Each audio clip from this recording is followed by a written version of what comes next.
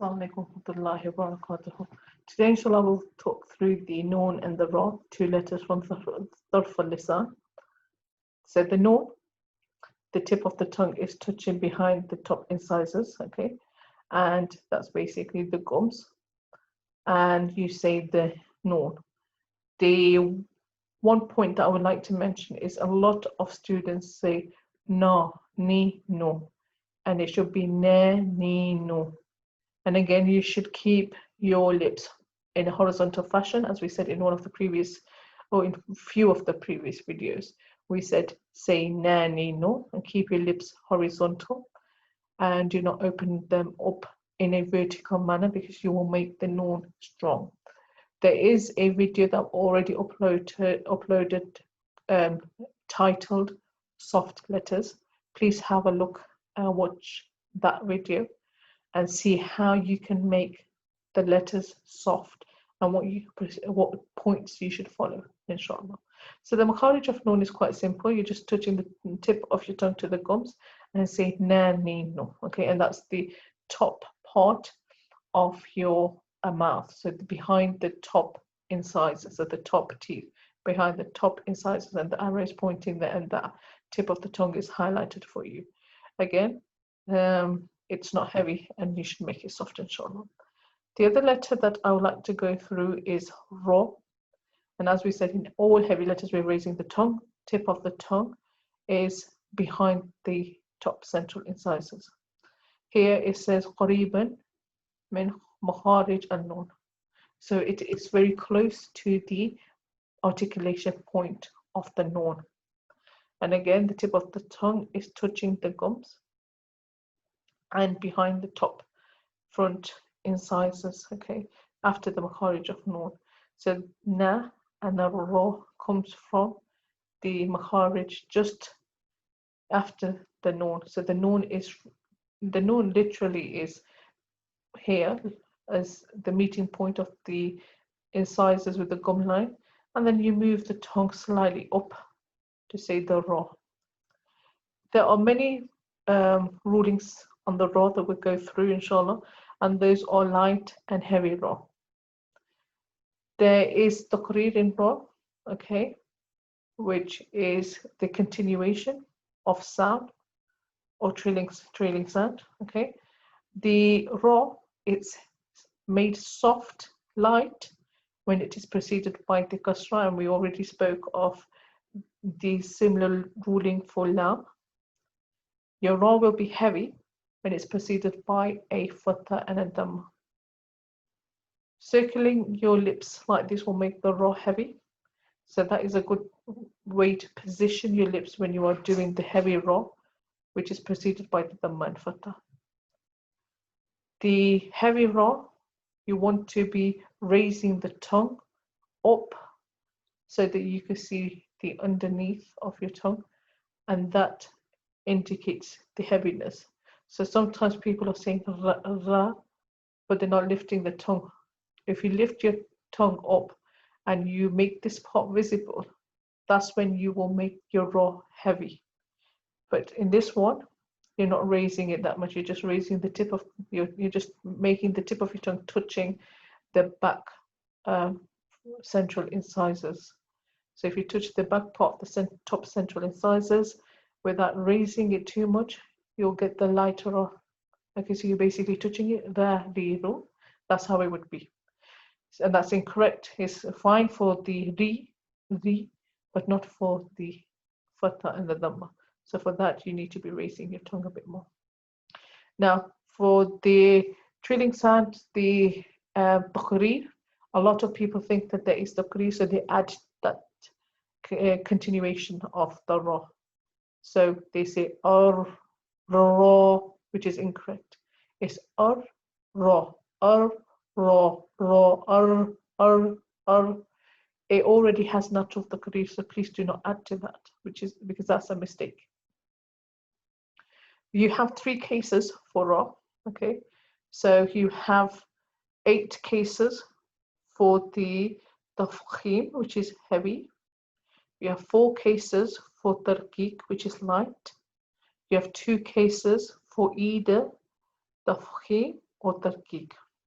Inshallah, today we will look at only the 8 cases of tafkhim. A ra is heavy when it has a fatha on top of it. And you say an heavy ra, and we look through the examples. You say the ra heavy when it has a sukoon and no fatha on it, but the letter before it has a fatha on it. So even if the ra has no harakat, no marking on it, it still remains heavy if the letter preceding it has a fatha. Now what happens if a ra is sakin, it has a sukoon, the letter before it has a sukoon, then you will look at the third letter, and if that has a fatha, you will make the ra strong. Okay, so you keep going back and back and back. Okay, so say that had a sukoon, you'd go back. Then you have the ra with the dhamma. Again, you're going to make it heavy. If you have a ra, just as in the fatha case, you have a ra that has a sukoon, no vowel on it, and before it there is a dhamma, you will make this ra heavy, just as in this case. Then if there's a ra that's sakin, just as in case number 3, you have the previous letter, which is also has a sukoon on it, and then you will look at the third letter. And if that has a dhamma, then you will make the ra strong. Then you have this case where you have ra sakin, and before it you have hamzat al-wasl. You will make this ra heavy. Okay, heavy letter without a kasra.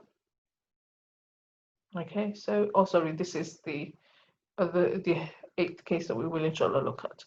So these 2 inshallah will come back to them. So let's look at some examples of the 8 that we've looked at.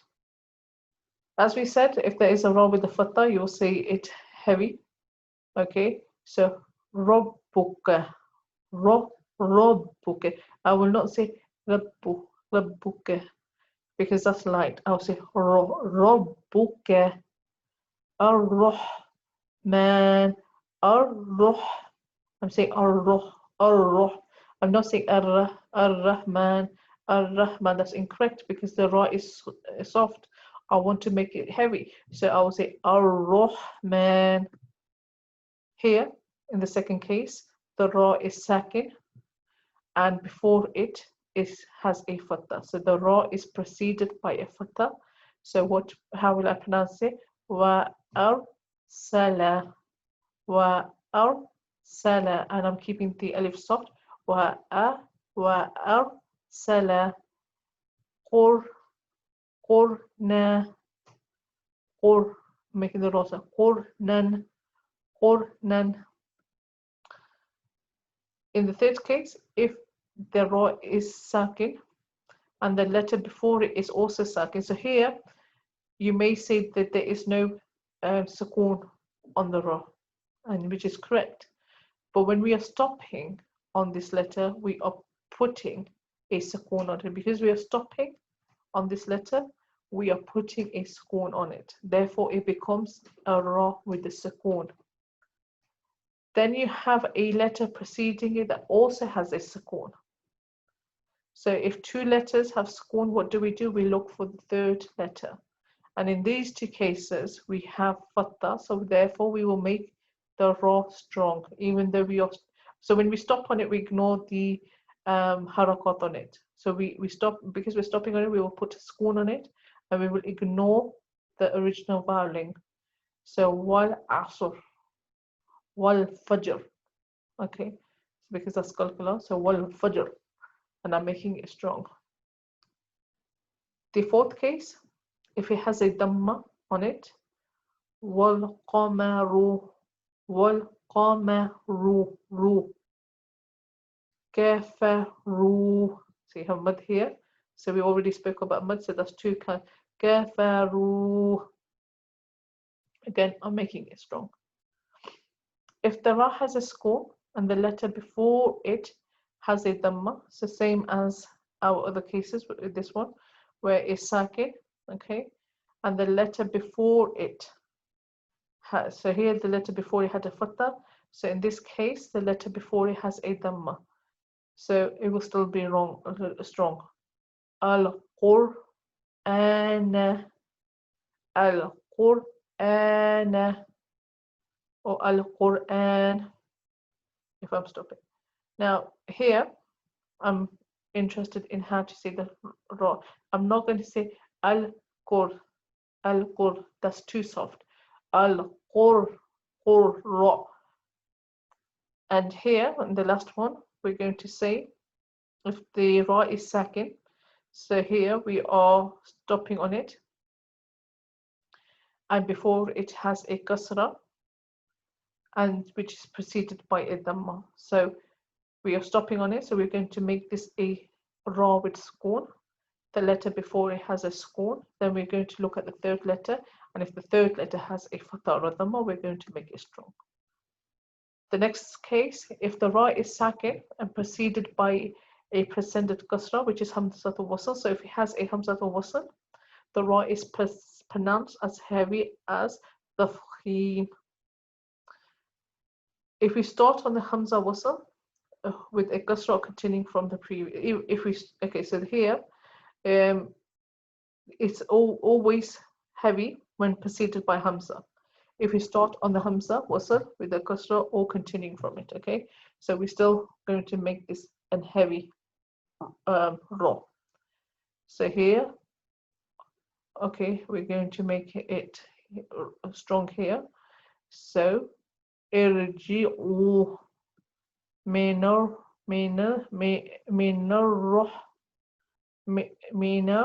tadha. Okay, so here we are ignoring the hamzatul wasl here. Okay, and we are going to still pronounce it as strong. And here we have a dha. So not ma, manir, da, dha. Okay, and also has a mud. The last case, if the Ra is sakin and before is a kasra, and after the Ra there is a letter of istila. Letters of istila are khossa, doctin, kid, and inshallah I will come to that when I do the characteristics. So if the Ra is sakin and before it is a kasra, okay, so here let's find our example. Here is Ra, before it's kasra, and it has a, and after the Ra there is a letter of istila, which is a heavy letter. Is it heavy? Yes, these are heavy letters, okay. Khossa, doqfin, kif are heavy letters.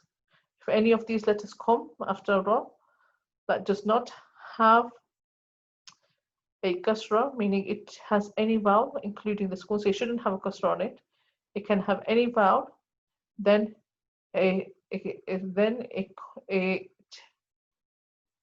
it's heavy. Sorry, I'm just reading. This comes with a fatha in 5 words, okay? It comes with a fatha in 5 words, so this is the 5 examples. But if there is a heavy letter after a Ra with sukun and before it is a kasra, we are still going to pronounce it as heavy based on this heavy letter, one of the heavy letters. Wa'ir, sod, wa'ir, soda, wa'ir, soda. Okay, because this is mad iwad, which we'll inshallah go through in the next class. So we will make our Ra strong. Mirsod. Okay. La bil mirsod. Making the Ra strong. La bil mirsod. And then kalkala because of that. Bal inshallah. So this was the lesson on Ra. Inshallah, we'll go through the other cases in a next video. Jazakallah khair for watching. Wa akhir da'wana alhamdulillah rabbil alamin.